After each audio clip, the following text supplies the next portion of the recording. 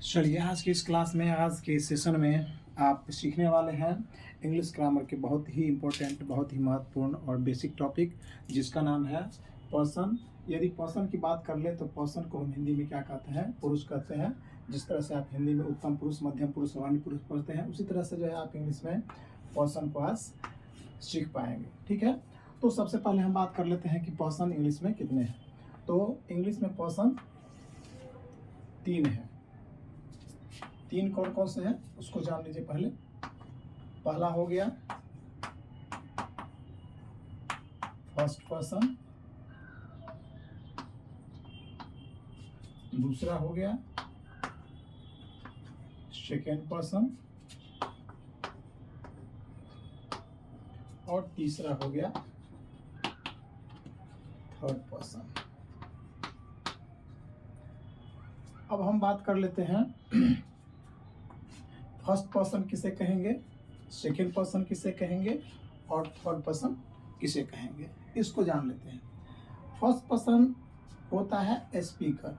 कौन होता है? ये तीनों के तीनों क्या है? पुरुष है, पर्सन है। तो फर्स्ट पर्सन क्या होता है? स्पीकर होता है। क्या होता है?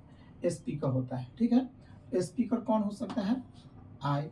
यदि मैं बात कर रहा हूँ, मैं कुछ बोल रहा हूँ, तो आई हो गया। यदि हम 2 या उससे अधिक लोग एक साथ बात कर रहे हैं तो उसके लिए हम यूज करते हैं, यानी वी। ठीक है, तो आई और वी हो जाता है फर्स्ट पर्सन। और सेकेंड पर्सन की बात कर ले तो सेकेंड पर्सन किसको कहेंगे? सेकेंड पर्सन कहेंगे लिसनर को। किसको कहेंगे? लिसनर को। लिसनर कौन है? यू। ठीक है, तो जो ओल्ड इंग्लिश ग्रामर हुआ करता था, जो पहले की बुक होती थी, उसमें यू का जो प्लूरल है वो दाउ का यूज होता था, है क्या नहीं? THOU। ठीक है, लेकिन अब जो है यू जो है सिंगुलर और प्लूरल दोनों के लिए यूज होता है। यानी यू का हिंदी होता है तुम, तुम लोग, आप लोग। चलिए हम थर्ड पर्सन की बात कर लेते हैं। थर्ड पर्सन जिसके विषय में फर्स्ट पर्सन कुछ बात कर रहा है, ही, सी, इट और दे। उसके बाद नेम, है कि नहीं? जितने भी दुनिया में नेम है, यानी जो भी चीजें हैं दुनिया में, उसका कुछ ना कुछ नाम है, और सभी सभी क्या है? थर्ड पर्सन है। ठीक है, और यहाँ पे ही मीन्स होता है वह, किसके लिए? पुरुष के लिए यूज होता है, पुल्लिंग के लिए। ठीक है, सी स्त्रीलिंग के लिए, और इट का प्रयोग हम निर्जीव या तो फिर छोटे जीवों के लिए करते हैं, छोटे जीवों के लिए करते हैं। ठीक है, यह के सेंस में। ठीक है, उसके बाद दे का यूज जो है वे, या वे लोग, या फिर वे सब। ठीक है, यानी इसका मीनिंग होता है वह, इसका मीनिंग होता है वह। ठीक है, और ये यह। ठीक है, तो और नेम मतलब कोई सा भी नाम हो गया। नेम का मतलब हो गया कि नाम, कोई भी नाम हो, मोहन, सोहन, रोहन, कोई भी नाम है, किसी वस्तु, व्यक्ति का नाम है, तो वो क्या हो जाता है? थर्ड पर्सन के अंदर रखा गया उसको। चलिए अब हम बात कर लेंगे इसके जो फॉर्म्स हैं, यानी ये जितने भी प्रोनाउन है, यहाँ पे ये जो प्रोनाउन है ये क्या है? प्रोनाउन है ना? और ये जो प्रोनाउन है इसके जो केस टेबल होते हैं, यानी केस वाइज इसके जो फॉर्म्स होते हैं उसको हम समझ लेते हैं, क्योंकि इसके अलग अलग डिफरेंट जो है फॉर्म हम सेंटेंस में यूज करते हैं। तो चलिए जानते हैं किस तरह से केस वाइज जो है इसके फॉर्म है। यानी अब हम केस पर आ जाते हैं। केस आपने नाम सुना होगा, केस को हिंदी में कारक कहते हैं। और कारक जो है क्या है? मुख्य रूप से 3 भेद हैं उसके, नहीं? नॉमिनेटिव, पॉजेसिव और ऑब्जेक्टिव। तो नॉमिनेटिव, पॉजेसिव और ऑब्जेक्टिव जो है इसको हम समझ लेते हैं, यानी केस वाइज टेबल, प्रोनाउंस के केस वाइज टेबल, है ना? Case wise form of pronoun, ठीक है। और केस वाइज टेबल की बात कर लें तो ये कितने हैं? केस, यानी इसको हिंदी में क्या कहते हैं? कारक, कारक। ठीक है।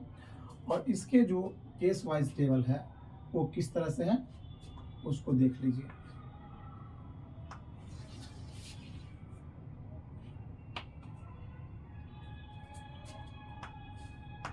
ये हो गया नॉमिनेटिव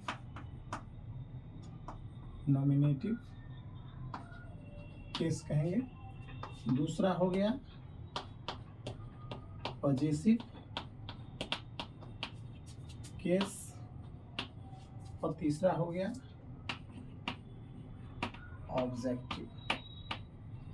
ऑब्जेक्टिव केस, ठीक है। अब इस केस को जो है पजेसिव केस जो है ये कितने भागों में बटे हुए हैं? 2 भागों में। कितने भागों में है? 2 भागों में।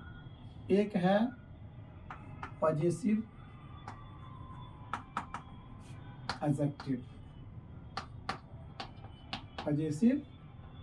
एडजेक्टिव और दूसरा है पजेसिव प्रोनाउन। चलिए अब इसको भी जान लेते हैं हम लोग, नहीं कि पजेसिव एडजेक्टिव और पजेसिव प्रोनाउन, नहीं, और नॉमिनेटिव और ये ऑब्जेक्टिव, ये केस फॉर्म जो है, ये जो प्रोनाउंस के फॉर्म है ये कैसे होते हैं। तो चलिए सबसे पहले हम ले लेते हैं आई को, नहीं, सबसे पहले लेते हैं आई को। आई को पजेसिव एडजेक्टिव के अंदर हम क्या लिखते हैं? माई लिखते हैं। और पजेसिव एडजेक्टिव और पजेसिव प्रोनाउन, इसके अंदर हम क्या लिखते हैं? माइंड लिखते हैं। आई को क्या लिखेंगे? माइंड। और ऑब्जेक्टिव केस में क्या हो जाएगा? ये मी हो जाएगा। क्या होगा? मी। ठीक उसी तरह से वी को हम लिखते हैं आवर, यहाँ पे लिखेंगे इसको आवर्स, और फिर ऑब्जेक्टिव केस में हो जाएगा अस, ठीक है। ठीक उसी तरह से हम यू को लिखेंगे योर, यहाँ पे प्रोनाउन के अंदर ये योर्स हो जाएगा, और यहाँ पे हो जाएगा यू,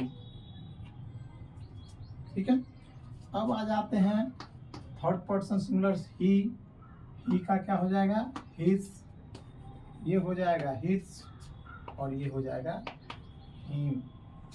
उसके बाद जो फीमेल है सी का हो जाएगा हर, फिर हो जाएगा यहाँ पे हर्स, और फिर ये हो जाएगा हर। दे की बात कर लेते हैं।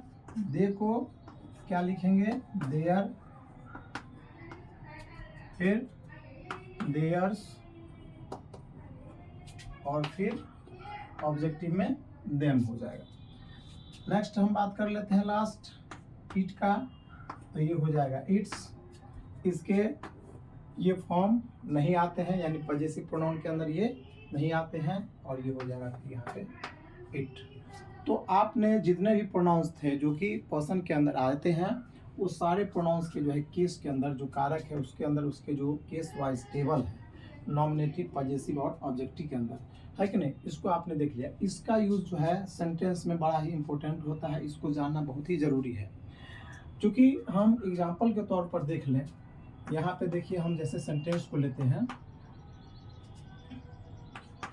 यहाँ पे लिख दिया दिस बुक इज माइन। क्या लिखा हमने? This book is mine. नहीं, तो यहाँ पे माइन क्या होता है? माइन क्या हमारा? प्रोनाउन। यदि पूछ दिया जाए कि दिस क्या है, तो ये भी प्रोनाउन है, नहीं, और डिमोन्स्ट्रेटिव प्रोनाउन है। बुक क्या है? नाउन है। इज क्या है? वर्ब है, ऑक्सिलरी वर्ब है। क्या है? ऑक्सिलरी वर्ब है। ये क्या है? नाउन है। ये क्या है? प्रोनाउन है। ये क्या है? प्रोनाउन है, ठीक है। अब यहाँ पे हम बात कर लेते हैं कि यदि हम दूसरे तरीके से सेंटेंस को लिखें, है ना, तो दिस इज माई बुक। अब इस सेंटेंस में देखिए यहाँ पे दिस है, इज है, और माई। माई किसके आगे लगा हुआ है? नाउन के आगे लगा हुआ है। ये क्या है? नाउन है। तो यह यहाँ पे क्या है? माई क्या है? एडजेक्टिव है। यानी नाउन से पहले कोई वर्ड होता है सेंटेंस में तो क्या होता है, एडजेक्टिव होता है। तो ये आपको जो है ये पहचान जरूरी है। ये क्या है, अजली बाबा, ठीक उसी तरह से, ठीक है। तो ये आपको सेंटेंस के अंदर जो भी वर्ड है उसकी पहचान आपको होना जरूरी है, जो कि पार्ट्स ऑफ स्पीच के नॉलेज को बताते हैं। पार्ट्स ऑफ स्पीच को या अच्छी तरह से पढ़े हुए हैं या पढ़ लेते हैं तो निश्चित रूप से किसी भी सेंटेंस के अंदर सिर्फ और सिर्फ 8 प्रकार के, कितने प्रकार के, 8 टाइप्स वर्ड्स आते हैं, नहीं, जो कि पार्ट्स ऑफ स्पीच के अंदर पढ़ते हैं, जैसे कि noun, pronoun, verb, adverb, adjective, preposition, conjunction और इंटरजेक्शन। तो इन सब का नॉलेज जो है जरूरी है। तो चलिए आज की क्लास में हमने जो है क्या सीखा, क्वेश्चन को जाना, जो कि बहुत ही बेसिक और सभी के लिए इम्पोर्टेंट है। किसी क्लास में आप पढ़ रहे हो, किसी क्लास में आप किसी भी कॉम्पिटिशन की तैयारी कर रहे हो, नहीं, तो निश्चित रूप से आज का जो क्लास है आपके लिए इम्पोर्टेंट रहा।